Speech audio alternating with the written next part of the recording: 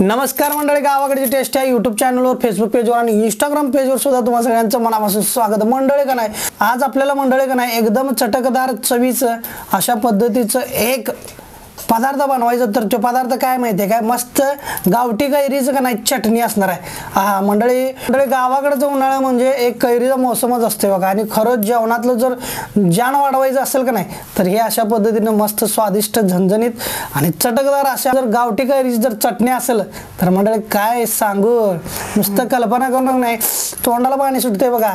तुम्हाला खरं सांगतो, आम्ही लहान असताना जिल्हा परिषद शाळेत होतो आणि मार्च महिना होता।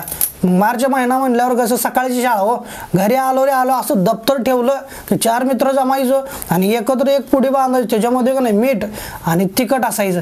हे मग अशी पुडी बांधून घेतली डायरेक्ट शेताच्या बांधावरच हिरीजवळच्या असणाऱ्या आंब्याच्या झाडावर का नाही मस्त कैरी काढून मग मंडळी लय भारी असं नियोजन त्यावेळी असायचं। पण आता ते दिवस राहिलेत वय आणि आजकालच्या बारक्या पोरांना सुद्धा ते दिवस अनुभवायला मिळतीलच का नाही सांगता येत नाही बरं का। अजून ते मंडळी जीवनशैली बदलत जात्या, पण मंडळी आपण किती जीवनशैली बदलली तरी पोटाला खाल्ल्याशिवाय काय पर्याय नाही। त्यामुळे असं आपण नवीन काहीतरी बनवून खात असतो। म्हणूनच आज मंडळी का नाही मस्त कार्बन 2 कैरी घेतल्यात, त्या कैरीचं मस्त चटणी होणार आहे। त्यामुळे शेवटपर्यंत व्हिडिओ बघा आणि व्हिडिओच्या शेवटी आपलं नेहमीप्रमाणेच असणार आहे प्रश्न मंजुषा। याच व्हिडिओतला एक प्रश्न विचारला जाईल, त्या प्रश्नाचं सगळ्यात अगोदर कमेंट करून कोण उत्तर देईल का नाही त्यांना मिळणार असतो आपला गावाकडे टेस्ट मसाला एकदम घरपोच। त्यामुळे व्हिडिओ शेवटपर्यंत बघा आणि आता करूयात सुरुवात आजच्या रेसिपीला। ग्रामीण खाद्य संस्कृतीचे दर्शन घडवणारे मराठमोळे चॅनल गावाकडची टेस्ट या चॅनलला सबस्क्राइब करा आणि बेल आयकॉन प्रेस करा। लाईक, शेअर आणि कमेंट करायला विसरू नका। तर आज आपण बनवणार आहोत कैरीची चटणी। तर कैरीची चटणी बनवण्यासाठी काय काय साहित्य लागतं ते आपण आता पाहूयात। बघा आता आपण त्यासाठी ना इकडे 2 आंबा घेतलेले आहे, हिरवागार असा आंबा आहे आणि हे स्वच्छ धुवून घेतलेले आहे। आणि इकडे बघा हिरवी मिरची घेतलेली आहे, थोडंसं कोथिंबीर घेतलेली आहे, मीठ आणि इकडे आपण हरभऱ्याचं डाळ आहे ना भिजवून घेतलेले आहे। बघा आता चांगलं असं आता भिजलेले आहे, बघू शकता ह्या पद्धतीने आपल्याला डाळ भिजवून घ्यायचं आहे। आणि इकडे थोडंसं जिरं सुद्धा घेतलेले आहे। तर आता आपण इकडे कैरी घेतली ना ते चिरून घेऊया। अगोदर देठ थोडंसं आपल्याला चिरून घ्यायचं आहे आणि आंबा आणल्यावर आहे ना हे स्वच्छ धुवूनच घ्यायचं, वरती चीक वगैरे लागलेले असते त्यामुळं हे स्वच्छ धुवून घ्यायचं। हे बघा आता चिरून घेतलेले आहे। आता आपल्याला ह्यामध्ये ना आपल्याला बारीक बारीक फोडी करून घेऊया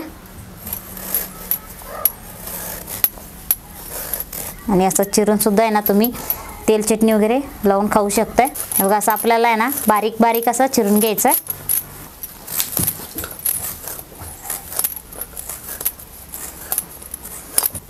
मग असं आपल्याला ना ह्या पद्धतीनं सगळं आंबा कैरी आहे ना चिरून घ्यायचं। म्हणजे का चिरून घ्यायचं, आपण खलबत्त्यात बारीक करून घेणार आहे त्यामुळे असं आपण थोडंसं चिरून घेतलं की म्हणजे लवकर बारीक होते चटणी, एकसारखं सगळं बारीक होते म्हणून असं चिरून घ्यायचं। हे बघा आता आपण सगळं कैरी चिरून तर घेतलेले आहे, असं बारीक चिरून घेतलेले आहे। आणि आता आपण इकडे हिरव्या मिरची घेतलं होतं ते थोडंसं आपण मोठं चिरून घेऊया।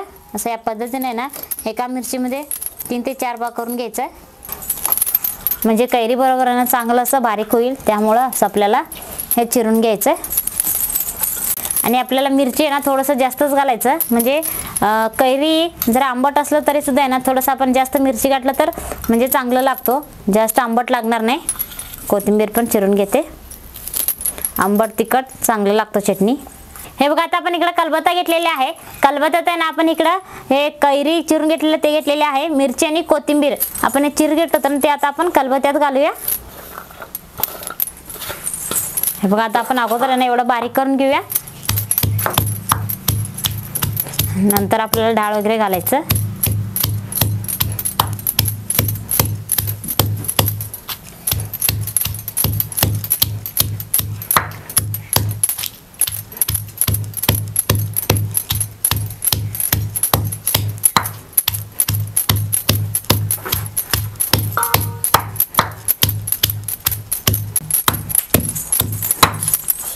बघा असं आपल्याला ना चांगलंसं थोडंसं बारीक होईपर्यंत आपल्याला हे कुटून घ्यायचं।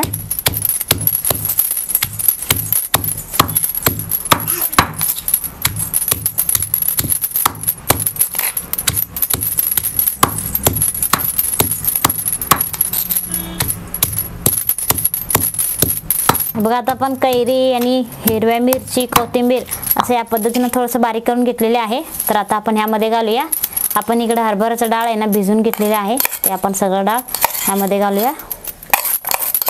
भिजूनच घ्यायचं, तसंच कच्चे घालायचं नाही. एक तुम्ही अर्धा तास भिजून घेतला तरी पण चांगलंसं दिसते डाळ, त्यामुळं भिजूनच घालायचं. आणि ह्यामध्येच आपण घालूया जिरं. तर आपण चवीपुरतं मीठ घालायचं आहे, चटणीला किती लागतं तेवढं. आणि चांगलंच आपल्याला सगळं एकजीव करून आता आपल्याला हे चटणी तयार करून घ्यायचं. हे बघा डाळ चांगलंसं भिजल्यामुळं ना पटापट बारीक होते, जास्त वेळ लागत नाही, काय नाही.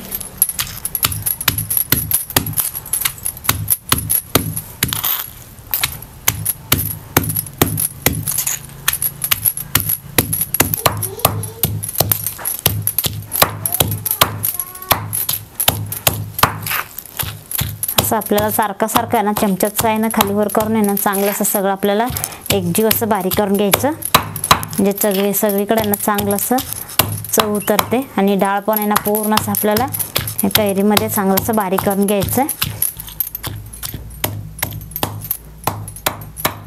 हे बघा आता आपण मस्त आहे ना हे कैरीची चटणी तयार करून घेतलेली आहे.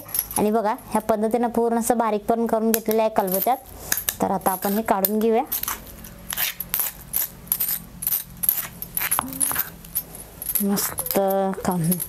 मस्त आहे ना, आंबट तिखट मस्त लागतो चटणी. तर इकडे प्लेटमध्ये मी काढून घेते.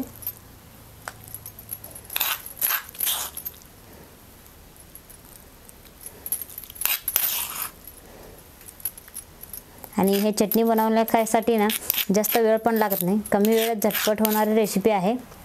आता आंब्याचं सीझन चालू आहे, त्यामुळं आपल्याला आत्ताच करून खायचं, म्हणजे आपल्याला हे वर्षभर भेटत नाही. त्यामुळं सीझन असलं की आपल्याला करून खायचं वेगवेगळे पदार्थ.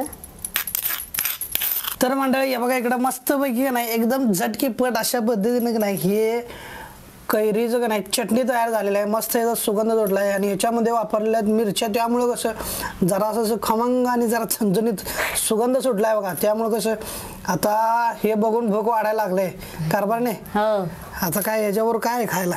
भाकरी, ज्वारीची भाकरी आहे ना. होय. हा तर मंडळी बघा हे अशा पद्धतीने नाही ह्या अंगामध्ये तुम्ही पण करून बघा. त्यामुळे येणाऱ्या उन्हाळ्यामध्ये असं बनवून बघा. ह्यापेक्षा वेगळं जरी अजून काय तुमच्याकडे आंब्याचं किंवा कैरीचं काय कुठला पदार्थ जर बनवून दाखवायचा असेल तरी सुद्धा तुम्ही ते कमेंट करा. आणि आजचा व्हिडिओ कसा वाटला, रेसिपी कशी वाटली ते कमेंट करून सांगा. व्हिडिओला लाईक करा आणि अजून जर आपल्या चॅनलला सबस्क्राईब केलं नसेल तर सबस्क्राईब करा, कारण लवकरच आपल्याला 3 लाख सबस्क्रायबरचा टप्पा पूर्ण करायचा. त्यामुळे थोडेसे सबस्क्राईबर राहिलेले आहेत, त्यात तुमचंही नक्की योगदान मंडळीत द्या. चला महत्त्वाच्या विषयाकडे देऊयात, तो म्हणजे आजच्या व्हिडिओतला प्रश्न मंजुषा. तर मंडळी प्रश्न नीट आहे का? आजच्या व्हिडिओमध्ये तुमच्या दादांनी एका शाळेचा उल्लेख केलेला आहे, त्या शाळेचं नाव काय आहे हे कमेंट करून सांगायचं आहे. प्रश्न पुन्हा एकदा आहे का? तुमच्या दादांनी आजच्या व्हिडिओमध्ये एका शाळेचा उल्लेख केलेला आहे, तर ती शाळा कोणती आहे या शाळेचं नाव तुम्ही कमेंट करून सांगायचं आहे. सगळ्यात अगोदर या प्रश्नाचं बरोबर उत्तर देणाऱ्यांना मिळणार आहे आपलं गावाकडचे टेस्ट मसाला एकदम घरपोच. त्यामुळं जिंकण्याची सुवर्ण संधी सोडू नका आणि सगळ्यात पहिल्यांदा तुमची कमेंट येईल उत्तराची अशी आम्ही अपेक्षा करतो. चला भेटूयात मंडळी पुढच्या व्हिडिओमध्ये अशाच एका चटपटीत गावरान रेसिपीसह. तोपर्यंत पाहत राहा आपलं गावाकडची टेस्ट हे यूट्यूब चॅनल आणि फेसबुक पेज. धन्यवाद. हा व्हिडिओ तुम्ही फेसबुकवर पाहत असाल तर आपल्या गावाकडची टेस्ट या फेसबुक पेजला लाईक व फॉलो करा. आणि हा व्हिडिओ यूट्यूबवर पाहत असाल तर आपल्या चॅनलला सबस्क्राईब करा आणि बेल आयकॉन प्रेस करा.